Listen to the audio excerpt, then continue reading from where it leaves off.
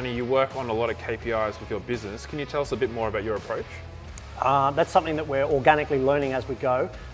Basically, as the business scaled fairly quickly in the last, probably since COVID started, we went from 3-4 guys and girls to 15. It's a big jump. It's a big jump in a short period of time. Definitely. So there's no way of me being able to keep my finger on the pulse of what 15 people are doing. We've got KPIs for our guys on the floor as to hours produced each week. And then above that is my managers. There's a lot of the KPIs that are in place there are more administrational tasks that have to be done each week, as well as a volume of work that's got to be pushed through within a given week.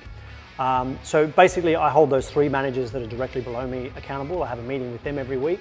Why do I use that approach? It seems to be business norm, perhaps not so much in the automotive industry, but I've sought training and advice along my journey as well, and this is how I can keep my guys on track. I've got some of my staff member earning 6 figures. I've got to get my money worth out of them. Yeah. So I've got to hold them accountable to their KPIs, and if they're not doing the job, they get the kick in the bum. So I've also seen on some of your YouTube videos, you've done some business training, and how do you focus on that with your networking? Do you kind of incorporate that in there as well? So a lot of my time inside the business is more what you would probably traditionally call business development officer. Yeah. So in an ideal world, I'm not on the floor much. I'm not swinging spanners. I can do it. What I should be doing and love doing and really enjoy is business development. So that includes the networking. So we're part of BNI, Business Networking International. We do very well out of that. That includes a lot of the social media content. That's all me, with Gordon obviously creating the content.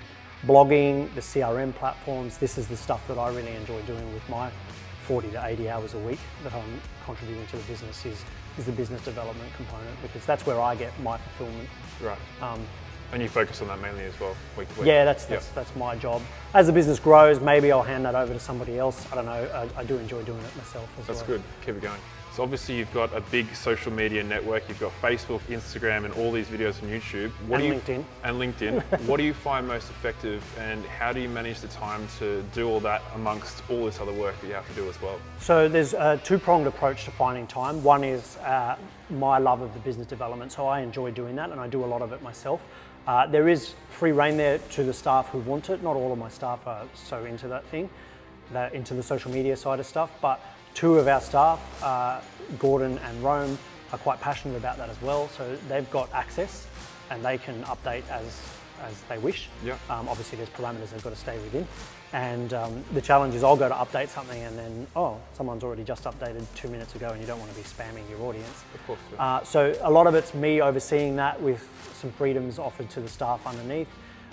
What's most effective? With social media, it's a marathon, it's not a sprint. That takes... You're in it for the long game. Oh yeah, you've got to really, every day. Posting every day, twice a day. 3-4 posts a day. And then it's what I find engages people the most is stories. So it's the human element. So if you're telling stories about this customer, this car, this staff member, this is what's happened, good or bad, and you've obviously got to work with people and what they're willing to have put out in the public arena and what they're not. And then as far as images, people's faces. For some reason, we just engage with the eyes. So I can put a broken car, which is what we do, and I'll get a mediocre response. I'll put a picture of somebody, a human being. And they'll talk about one of your team members and they'll engage with that as well. They'll engage with that far more than a broken car. Yeah.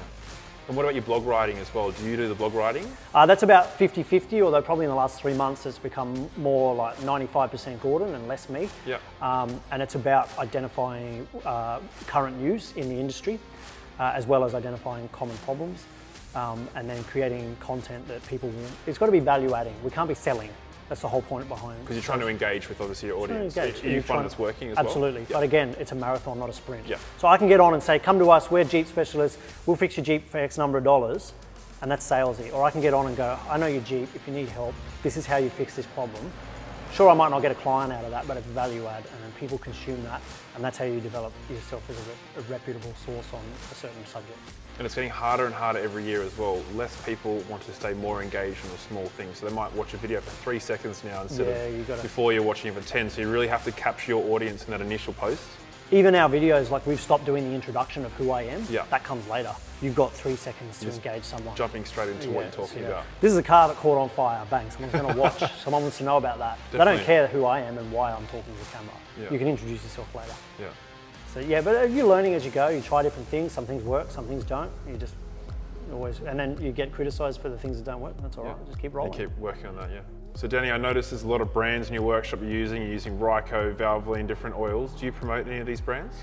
We do, in the sense of I will always pick the product that is best for the client. And what I mean by that is especially when we're doing some of these high-end vehicles, you can definitely get cheaper elsewhere. There's all sorts of platforms online where you can buy garbage and fit it to your car. And we won't go there. So the main reason that we choose the products that we do choose is the warranty that they'll put behind their own product. So if we put a Ryco filter in a car and something goes wrong as a result of that filter, I confidently know that Ryco will have my back. If I put Valvoline engine oil in a vehicle and something goes wrong because of the oil, Valvoline will always warrant that. So we pick and choose our products based on what they're going to do in the event that something goes wrong. As a result, we're always using what I would argue would be the best stuff in the industry. You can get cheaper, but it also gives you more faith as well when you're using good products like Ryco or good oil like Valvoline or Newline. You know that you're going to have faith in what's happening in the engine, and it's maybe not that product, it's something else that you need to look at as well. Yeah, well, and I mean, in 20 years in the industry, I've never had an engine go pop as a result of a faulty product or a faulty oil or lubricant. Yeah.